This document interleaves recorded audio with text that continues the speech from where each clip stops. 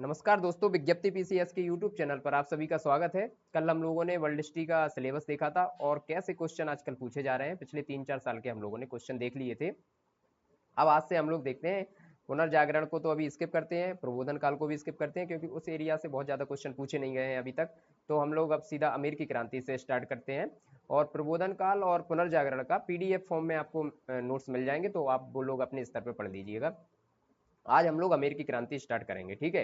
अमेरिकी क्रांति क्या है, उससे पहले की थोड़ी बहुत घटनाएं जान लेते हैं। अमेरिकी क्रांति, अमेरिका में सबसे पहले क्रांति क्यों हुई, क्या रीजन रहे और इंग्लैंड की उसमें क्या नीति रही, ये सब समझते हुए हम लोग आगे बढ़ेंगे, ठीक है।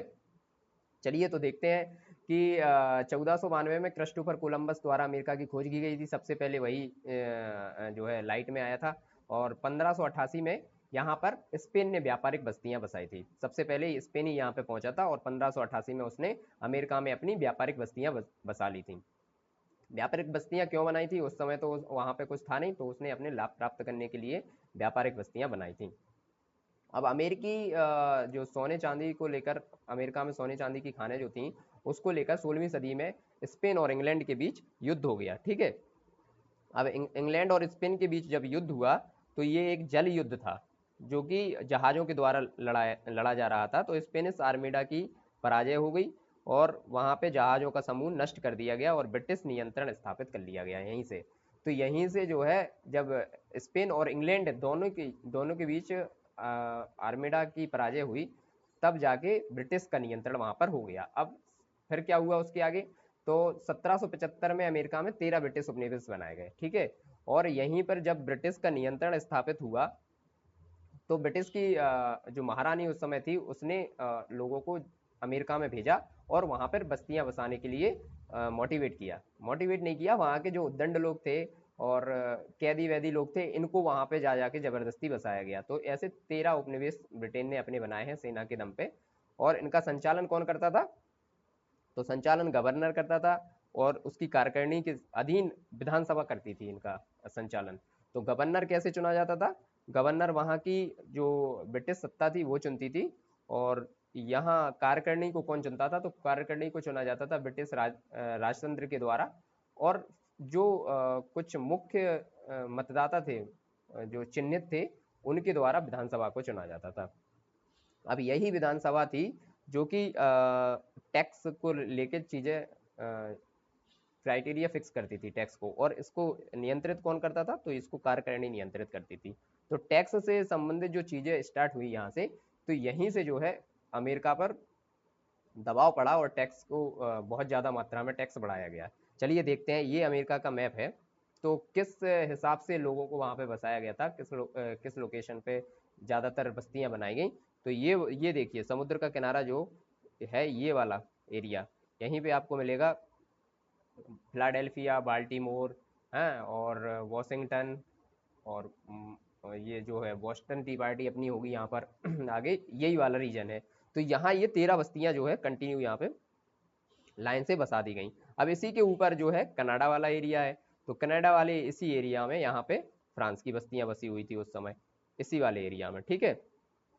तो फ्रांस कनाडा में अपना पूरा प्रभुत्व बनाए हुए था और यूएसए को जो है ब्रिटेन ने अपना उपनिवेश बना लिया था। अब यहीं पर देखिए कि जो नॉर्थ इंडिया था, नॉर्थ यूएसए जो था, वहां पे मछली उत्पादन होता था।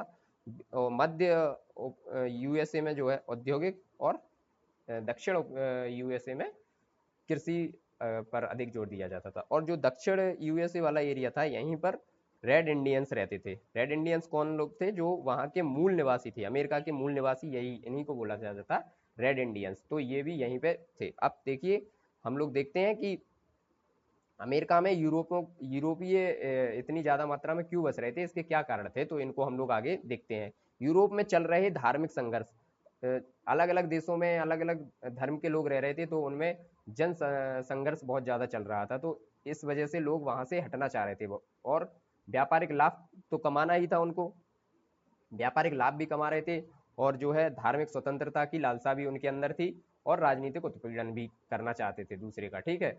अब अमेरिका का विशाल भौगोलिक क्षेत्र भी उन्हें अपनी ओर खींच रहा था, क्योंकि अमेरिका में इतना ज्यादा विशाल क्षेत्र था जितना पूरा यूरोप में नहीं था।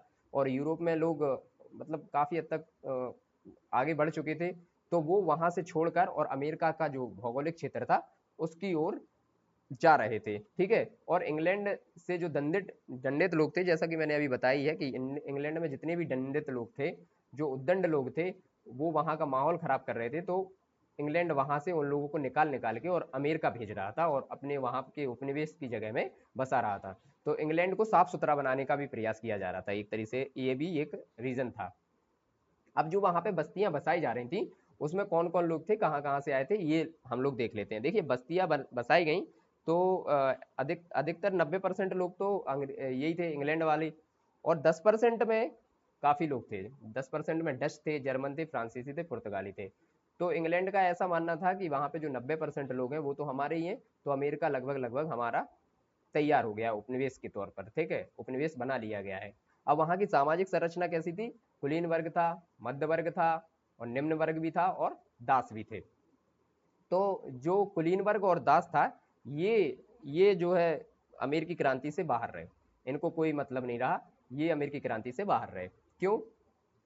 क्योंकि ये उतना कुलीन वर्ग था, वो संपन्न वर्ग था, वो उसको कोई मतलब नहीं था कौन उपनिवेश बन रहा है, कौन बना रहा है। और वही दासों का था। दास तो वहां के राजतंत्र के भी दास होते थे पहले, और फिर उसके बाद उपनिवेश बना लिया गया इंग्लैंड के द्वारा, तो इंग्लैंड के दास हो गए हैं। तो वहां पे जो मध्य वर्ग था, वही अब जो है मतलब उपनिवेश से हटना चाह रहा था, तो अमेरिकी क्रांति में यही वर्ग जो है शामिल हुआ था। तो ये कौन कौन थे? व्यापारी थे, तस्कर थे, बुद्धिजीवी थे, और राजनेता यहाँ के थे। ये जो है अमेरिकी क्रांति के नेतृत्व में भाग लेंगे, अभी आगे हम लोग पढ़ेंगे। और निम्न वर्ग भी जो था, किसान और शिल्पी, ये भी यहाँ परेशान थे इंग्लैंड की नीतियों से, क्योंकि वहाँ के जो कुटीर उद्योग थे वो तो नष्ट कर ही रहे थे, और बाकी अपनी चीजों को लाके वहां पे बेचा जा रहा था। निर्यात निर्यात पर भी रोक लगाई जा रही थी, आगे अभी हम लोग देख ही रहे हैं। तो ये वहां की सामाजिक संरचना थी। अब अमेरिकी क्रांति के क्या कारण रहे, ये हम लोग बारी बारी से देखेंगे, क्योंकि कोई तो रीजन रहे होंगे बड़े, तब तो इतनी बड़ी क्रांति हुई, और सबसे पहले वही क्रांति हुई। तो ये चीजें हम लोग देखते हैं। देखिए क्या होता है। सबसे पहला पॉइंट हम लोग देखते हैं, स्वच्छंद एवं स्वच्छ वातावरण, दोषपूर्ण शासन, बौद्धिक चेतना का विकास, सप्तवर्षीय युद्ध। सब देखते चलेंगे हम लोग, ये एक एक से देख लेंगे। सप्तवर्षीय युद्ध का तो बहुत बड़ी भूमिका रही थी, और ब्रिटिश औपनिवेशिक नीतियां भी वहीं पर रही थी। और फिर क्या ऐसे तात्कालिक कारण रहे थे कि जिनकी वजह से ये अमेरिकी क्रांति में एकदम उफान आ गया। ठीक है, तो स्वच्छ वातावरण में क्या रहा? इंग्लैंड द्वारा आदर्श समाज की अवधारणा की जा रही थी। इंग्लैंड वहां से अपना आदर्श समाज बनाना चाह रहा था, तो वहां से तो वो ब्रिटिश से तो सारे लोगों को ले आके यहाँ बसा दिया, और उन पे कोई भी कठोर नियंत्रण लागू नहीं किया, क्योंकि वो चाहता था कि ये भी इधर आराम से रहें। उसके बाद क्या हुआ, उस पर दबाव था, तब वो ऐसा कर रहा था। क्या दबाव था? इंग्लैंड की जो संसद थी वो और राजतंत्र के बीच, दोनों के बीच संघर्ष चल रहा था इस समय। तो जब इंग्लैंड की 1688 की जो गौरवपूर्ण क्रांति हुई, उसके बाद ये संघर्ष समाप्त हो गया, और ये संघर्ष समाप्त होने के बाद इंग्लैंड एकदम स्वतंत्र हो गया, और इंग्लैंड ने हस्तक्षेप करना स्टार्ट कर दिया अमेरिका में बहुत ज्यादा। जब इंग्लैंड ने हस्तक्षेप किया, तो अमेरिका की स्वतंत्रता बाधित हुई, और लोग वहां पे क्रांति की ओर अग्रसर हुए। तो अब दूसरा रीजन क्या रहा? दोषपूर्ण शासन व्यवस्था। अमेरिका में ब्रिटिश गवर्नर को रखा गया, ठीक है, और ब्रिटिश गवर्नर भी क्या था? ब्रिटिश मनोनीत सदस्य के द्वारा विकासधीन शक्तियां इसको दी गई थी। और अमेरिका की स्थानीय जो परिषद थी, वहां पे कर लगाने का अधिकार और कानून बनाने का अधिकार भी इसी गवर्नर का था। इसकी इच्छा पर निर्भर करता था, जो भी मन में आ जाता था वो कानून बना देता था। तो एक ये भी रीजन रहा। फिर उसके बाद बौद्धिक चेतना का विकास हुआ। बौद्धिक चेतना का विकास कहाँ पर हो रहा है? देखिए, प्रबोधन काल जैसे ही हुआ, और प्रबोधन कालीन चिंतन का प्रसार जब हुआ, तो अमेरिका में भी स्वतंत्रता, समानता और बंधुत्व की भावना उत्पन्न हुई। और धीरे धीरे लोग, जो उपनिवेशी लोग थे वो भी, और जो वहाँ के लोकल के लोग थे, वो सब एकजुट होने लगे, और बौद्धिक संस्थाओं की स्थापना हुई। जैसे देखिए, वहीं पर कई विचारक, बड़े बड़े विचारक जो है निकल के आए, टॉमस पेन, जेम्स और ऑरिस। तो ये सब वहीं पे निकल के आए, और इन्हीं ने आगे चल के एक नारे का वो जो है सहारा लिया, प्रतिनिधित्व नहीं तो कर नहीं। ये नारा बहुत फेमस हुआ अमेरिकी क्रांति के बीच में। फिर इसके बाद हुआ सप्तवर्षीय युद्ध। वहां पर सप्तवर्षीय युद्ध कहाँ कैसा हुआ, क्या हुआ, ये इसका बहुत बड़ा रीजन एक रहा है अमेरिकी क्रांति में। क्योंकि देखिए, ये सप्तवर्षीय युद्ध, दो महाशक्ति उस समय मान सकते हैं, फ्रांस और इंग्लैंड ही थे। तो फ्रांस और इंग्लैंड दोनों देखिए यहाँ पे बसे हुए हैं। मैप के थ्रू हम लोग इसको समझ लेते हैं। ये मान लीजिए ये वाला इलाका, ये जो नीचे वाला है ये था यूएसए, और ये ऊपर वाला है कनाडा। ठीक है, अब यूएसए पर किसका अधिकार है? यहाँ पर अंग्रेजों की जो है, इंग्लैंड वालों की औपनिवेशिक बस्तियां बनी हुई हैं, और उसी के जस्ट ऊपर कनाडा में फ्रांस की औपनिवेशिक बस्तियां बनी हुई हैं। तो जो यूएसए के लोग थे उनको हमेशा डर रहता था कि अगर यहाँ से हम लोग इंग्लैंड का विरोध करेंगे ज़्यादा, और ब्रिटिश से अगर इधर से गए तो फिर फ्रांस हम पे कब्जा कर लेगा, क्योंकि फ्रांस भी उस समय ठीक ठाक पावर रखता था। तो सप्तवर्षीय युद्ध जब इनका हुआ, तो सप्तवर्षीय युद्ध का जो है असर तो इंडिया में भी देखा ही गया है, आप लोगों ने पढ़ा ही होगा, और भी आगे हम लोग पढ़ेंगे ही। तो ऐसे ही चीज़ों को कनेक्ट करना है, सप्तवर्षीय युद्ध चल कहाँ रहा है और इसके असर कहाँ कहाँ, प्रभाव ये कहाँ कहाँ पर छोड़ रहा है। ठीक है, तो सप्तवर्षीय युद्ध जब हुआ तो ये इंग्लैंड और फ्रांस के बीच में हुआ, और इसमें इंग्लैंड ने फ्रांस को हरा दिया। ठीक है, फ्रांस पराजित हो गया। फ्रांस जब पराजित हुआ तो जो यूएसए के लोग थे उनके बीच से ये भय खत्म हो गया कि अब फ्रांस यूएसए पर कब्जा करेगा, तो सिर्फ अब उनका टारगेट इंग्लैंड हो गया। ठीक है, तो उन्होंने अब इंग्लैंड का धीरे धीरे विरोध करना स्टार्ट किया, और उनके बीच ये डर बिल्कुल खत्म हो गया कि अब फ्रांस हमारे ऊपर कब्जा करेगा। और जब इन दोनों के बीच युद्ध हुआ तो इनकी आर्थिक हानि भी हुई, तो ये दोनों भी थोड़े से कमजोर पड़े, और फ्रांस का इनडायरेक्टली सपोर्ट मिलने लगा यूएसओ को, क्योंकि फ्रांस इसमें हार गया था युद्ध में, तो वो कहीं ना कहीं बदले की भावना से तो रह ही रहा था। ठीक है, उसके बाद क्या हुआ, एक और रीजन इसमें रहा है कि ब्रिटिश औपनिवेशिक आर्थिक नीतियां। ब्रिटिश औपनिवेशिक आर्थिक नीतियां क्या थी कि उपनिवेश की समस्त आर्थिक गतिविधि पर ब्रिटेन ब्रिटेन का नियंत्रण कर लिया गया। जब उपनिवेश की पूरी आर्थिक गतिविधि ब्रिटेन के नियंत्रण में आ जाएगी, तो कहीं ना कहीं वहाँ के लोगों को तो दिक्कत होगी, वहाँ का जो व्यापारी वर्ग है वहाँ उसको तो दिक्कत होगी, वो टैक्स से दबा जा रहा है, और यहाँ पर ब्रिटेन अपना नियंत्रण स्थापित करता जा रहा है। तो इसमें क्या और रीजन थे, तो एक उसी समय पर नौवहन कानून आया था, व्यापारिक कानून भी आया था, और औद्योगिक कानून भी आया था। तो ये नौवहन कानून क्या था, ये हम लोग देखते हैं। ब्रिटिश द्वारा नौ संचालन कानून पारित किया गया था। तो इसमें क्या था कि एक एक्ट लाया गया था, उस एक्ट का नाम था नेविगेशन एक्ट। ठीक है, नेविगेशन एक्ट के तहत क्या हुआ था कि और कोई भी कंट्री का जहाज सीधा आके और अमेरिका में नहीं रुक सकता है, सिर्फ और सिर्फ ब्रिटेन के जहाज वहां पर आके रुक सकते थे, और वो टैक्स फ्री भी थे। तो इससे अमेरिकी वस्तुओं का व्यापार सीमित हो गया। व्यापार कैसे सीमित हो गया कि कोई और देश का जहाज डायरेक्ट वहां पर पहुंच ही नहीं पा रहा है, सिर्फ ब्रिटेन का जहाज पहुंच रहा है, तो इससे तो बाधित होगी व्यापारिक गतिविधि। तो ठीक है, तो उन्होंने इसका एक ये रहा कि फिर जो ब्रिटेन था वो अदर कंट्री के जहाज अपने यहाँ मंगा के और वहां से सीधे जहाज अमेरिका लाने लगा। तो ये भी एक दिक्कत होने लगी, क्योंकि देखिए हम लोग देख लेते हैं कि लोकेशन क्या है। ये है ब्रिटेन की लोकेशन, और ये है यहाँ पे ये बस्ती बनी हुई है, बोस्टन मान लीजिए यहीं पर है, तो ये डिस्टेंस उसको तय करनी होती थी। तो वो कोई भी देश की अगर यहाँ से भी किसी भी देश से मान लीजिए जहाज आ रहा है, कहीं से भी आ रहा है, तो वो जहाज पहले आके ब्रिटेन आएगा। ठीक है, और ब्रिटेन से वो सीधा फिर जाके अमेरिका में पहुंचा देते थे, जिससे ये नाम हो जाता था कि ब्रिटेन का जहाज जा रहा है, तो वो टैक्स फ्री भी था वहां पे, और कोई जहाज जा नहीं सकता था।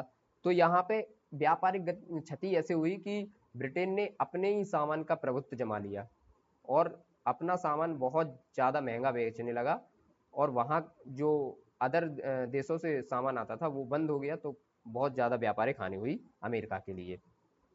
तो फिर ये भी एक रीजन था उस समय का। फिर क्या हुआ, व्यापारिक कानून बनाया गया कि निर्यात सिर्फ इंग्लैंड से, वही जो मैं बता रहा हूँ अभी, बता ही दिया है कि निर्यात सिर्फ इंग्लैंड से चलेगा, निर्यात पर रोक लगा दी गई। और यहीं पर एक चीज और की गई कि लोहे पर और कपड़े पर पूर्णतः रोक लगा दी गई। कपड़ा और लोहा, ये दोनों अमेरिका इसको उत्पादन इसका नहीं कर सकता था, इसको बना भी नहीं सकता था, तो इन दोनों पे लगा दी गई, क्योंकि ये सबसे ज्यादा यूज होते थे उस समय। तो इन पर जब रोक लगाई गई तो फिर कारण और बन गया अमेरिकी क्रांति होने का। और औद्योगिक कानून जो था, अमेरिका में उन वस्तुओं का उत्पादन पर प्रतिबंध जिसका निर्माण इंग्लैंड स्वयं करता हो, जो भी इंग्लैंड बनाता था वो यहाँ पर रोक लगा दी गई। अब तात्कालिक कारण क्या हुआ इसको देखते हैं। ग्रैनविले की सरकार उस समय थी वहां पर, तो ग्रैनविले की सरकार द्वारा, इंग्लैंड में उस समय ग्रैनविले की सरकार थी, तो उसके द्वारा कठोर कानून बनाए गए 1765 में। उसके तो जब कठोर कानून बहुत ज़्यादा बनाए गए और यहाँ पे विरोध हुआ, बहुत ज़्यादा विरोध हुआ, क्योंकि यहाँ की जनता विरोध का मन बना चुकी थी, क्योंकि उसने देखा था कि फ्रांस चला ही गया है, वहाँ का डर खत्म हो ही गया है, अब सिर्फ और सिर्फ इंग्लैंड बचा हुआ है, तो इंग्लैंड से ही निपटना है। तो वो इंग्लैंड का अच्छे तरीके से विरोध कर रहे थे। तो इंग्लैंड ने यहाँ पर ग्रैनविले की सरकार में जब कठोर कानून बनाया तो उसको बहुत ज़्यादा विरोध हुआ और वो बात इंग्लैंड तक पहुँच गई। तो वहां से फिर ग्रैनविले की सरकार गिर गई और फिर आगे आई रॉकिंगम की सरकार। रॉकिंगम की सरकार में क्या हुआ, स्टाम्प शुल्क को हटा दिया गया, लेकिन कर लगाने का अधिकार अभी भी इंग्लैंड के पास ही था। तो इसका भी विरोध किया गया वहाँ के लोकल लोगों के द्वारा, व्यापारिक और किसानों के द्वारा। तो फिर वो सरकार भी इंग्लैंड में गिर गई। देखिए विरोध कहाँ हो रहा है और सरकारें कहाँ गिर रही हैं। तो फिर इसके बाद बनती है पिट की सरकार। जब इंग्लैंड में पिट की सरकार बनी तो चाय, सीसा, कागज पर कर लगाने का अधिकार अभी भी इंग्लैंड का था, बाकी सब समाप्त कर दिए गए। फिर जब लॉर्ड नॉर्थ की सरकार बनी तो केवल चाय को बचाया गया, बाकी सब हटा दिया गया। लेकिन चाय पर भी क्या है, बहुत ज़्यादा चाय का सिर्फ वही वाला एरिया था जो अपना यूएसए वाला ये भी था, और इसमें तो ईस्ट इंडिया कंपनी भी आ गई है चाय में, तो यहाँ भी तो चाय पर बहुत ज़्यादा विरोध हुआ। और इसी समय पर बोस्टन टी पार्टी की घटना हुई। बोस्टन टी पार्टी की घटना अमेरिकी क्रांति में एक बहुत बड़ी घटना है। यहाँ पर स्वतंत्रता के लिए जो है विरोध कर दिया, 4 जुलाई 76 में स्वतंत्रता की घोषणा कर दी गई यहाँ पर। फिर उसके बाद 1783 में अमेरिका सेना जॉर्ज वॉशिंगटन इसका नेतृत्व कर रहा था, और इसके साथ लाफेत की सेना भी फ्रांस वाले की थी, तो लाफेत की भी सेना यहाँ पे थी। और ब्रिटिश सेना कॉर्नवालिस के नेतृत्व में यहाँ पर लड़ाई लड़ रही थी। तो कॉर्नवालिस और जॉर्ज वॉशिंगटन की सेनाओं के बीच लड़ाई हुई। जॉर्ज वॉशिंगटन के साथ सेना तो थी और अमेरिका के लोग भी थे, शामिल थे, जो कि गैर सैनिक लोग थे। तो ये इसमें कॉर्नवालिस की हार हुई और यहीं पर फिर एक बड़ी संधि हुई इनके बीच, पेरिस की संधि। पेरिस में क्यों हुई ये संधि, क्योंकि उस समय अमेरिका उतनी पावरफुल शक्ति नहीं था, तो ये जाके पेरिस में संधि हुई, क्योंकि फ्रांस भी इसमें इंटरफेयर कर रहा था। फ्रांस की भी सेना इसमें लड़ रही थी, सैनिक इसमें आए हुए थे। अब पराजय के क्या कारण रहे, तो ब्रिटिश ने कम गंभीरता से लिया पराजय से के ये कारण रहे कि पहले ब्रिटिश उतना गंभीर नहीं होके जो है ले रहा था कि इतनी जल्दी छोड़ देना पड़ेगा। और दूसरी बात, भौगोलिक दूरी जो थी वो भी अधिक ही थी एक तरीके से देखा जाए तो। वॉशिंगटन इसका नेतृत्व कर रहा था, जो कि बहुत तेज तर्रार और कूटनीतिक इंसान था, ठीक है। और फ्रांसीसी सेना का इसको सहयोग मिल रहा था, डायरेक्ट भी और इनडायरेक्ट भी। डायरेक्ट भी सेना की टुकड़ी वहां पर आई हुई थी, और स्वतंत्रता के लिए लोगों में बहुत ज्यादा उत्साह था कि स्वतंत्रता लेनी है, क्योंकि धीरे धीरे देख रहे हैं आप, धीरे धीरे जो भी विरोध हुआ उसमें इंग्लैंड को झुकना पड़ा। तो झुकना पड़ा तो अमेरिका के जो लोग थे उनका हर बार जो है उत्साह बढ़ता गया, और उन लोगों ने जो है स्वतंत्रता के लिए उत्साह उनका बहुत अधिक हो गया। अब देखिए अमेरिकी क्रांति हुई, उसके क्या वो रहे, कैसे बना क्रांति का, हमने सब कुछ समझा है। फिर अमेरिकी क्रांति के महत्व क्या रहे ये देख लेते हैं। उपनिवेश मुक्ति का प्रतीक बना।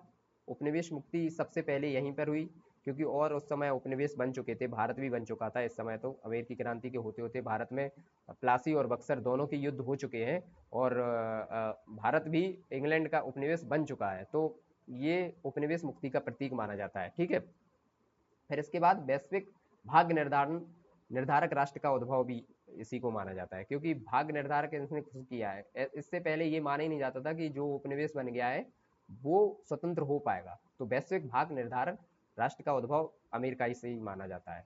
और उसके बाद फिर क्या हुआ, यहाँ पे पहला लिखित संविधान आधुनिक राष्ट्र का गठन भी यहीं पर माना जाता है, क्योंकि लिखित संविधान सबसे पहले अमेरिका ने अपना बनाया था, और आधुनिक राष्ट्र का गठन इसी को माना जाता है। प्रबुद्ध राजतंत्र के दौर में गणतंत्र का विकास हुआ, और संघात्मक ढांचे का भी विकास हुआ। संघ, यहाँ पे 13 उपनिवेश थे अलग अलग, वो सब एकजुट हुए और संघात्मक ढांचे का विकास हुआ। ब्रिटेन में सुधार व परिवर्तन को भी प्रोत्साहन मिला इससे, क्योंकि ब्रिटेन को भी बहुत ज्यादा सुधार करना पड़ा, और फ्रांस की क्रांति की पृष्ठभूमि भी तैयार हुई। अब देखिए ये तो हो गए हमारे महत्व, कारण भी हमने देख लिए, महत्व भी देख लिए, और पहले ही हमने भूमिका देख ली थी कि क्या भूमिका रही थी। तो अब ये देखते हैं कि इसके प्रभाव अदर कंट्री पर क्या पड़े। अब देखिए ये हमारा ये देखिए यूएसए है, ठीक है। अब यूएसए तो स्वतंत्र हो गया, तो अगर पूछा जाए कि यूएसए में क्या प्रभाव पड़े, तो यही 3-4 पॉइंट लिख दीजिएगा। उपनिवेश मुक्ति का प्रतीक बना, और वैश्विक भाग निर्धारण राष्ट्र का उद्भव हुआ, पहला लिखित संविधान हुआ, आधुनिक राष्ट्र का गठन, प्रबुद्ध राजतंत्र के दौर में गणतंत्र का विकास, संघात्मक ढांचे का विकास। ये 3-4 पॉइंट हम लोग इसमें आराम से लिख सकते हैं। अब वहीं पे देखा जाए तो फ्रांस पर क्या प्रभाव पड़ा, तो फ्रांस पर देखिए फ्रांस की सेना इसमें थी, तो फ्रांस की सेना के दिमाग में भी कहीं ना कहीं जो सैनिक थे उनके दिमाग में ये आया कि हम भी अपने राजतंत्र के विरोध कर सकते हैं, राजतंत्र का विरोध कर सकते हैं, तो राजतंत्र का विरोध किया गया। ठीक है, और वहां भी जो फ्रांस की क्रांति पढ़ेंगे वो कहीं ना कहीं अमेरिकी क्रांति से ही मोटिवेट होके उन्होंने जो है क्रांति की थी।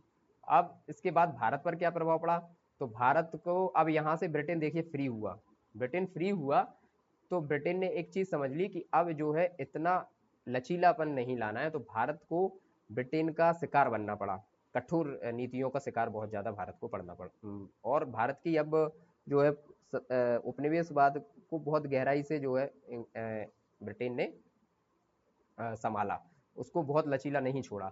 और ब्रिटेन में क्या असर पड़ा, अब ब्रिटेन के यहाँ से देखिए बहुत बहुत बड़ा हिस्सा ये छूट गया है, तो अब ब्रिटेन को तो कहीं ना कहीं और उपनिवेश बनाने की भी जरूरत है।